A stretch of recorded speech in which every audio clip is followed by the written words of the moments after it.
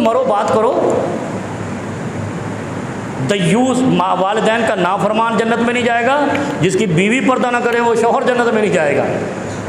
आया वो क्या कहते हैं, ऊँट पहाड़ के नीचे। अब आए पाकिस्तानी,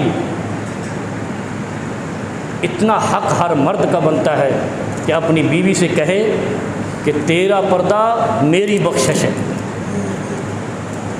मेरी जन्नत है, मेरी इज़्ज़त और वक़ार है। नंबर 3, अर्रिजला तो मिनन निसा। हाँ, अर्रिजला तो मिनन निसा। जो औरतें मर्दों की मुशाबहत करती हैं, बाल काट लिए, कपड़े मर्दों जैसे पहनती हैं, बाल काटती हैं, तो फरमाया अर्रिजला तो मिनन निसा। जब तक कि वो बाल रख नहीं ले, जब तक वो औरतों वाले कपड़े नहीं पहन ले, उसको भी जन्नत नहीं मिलेगी।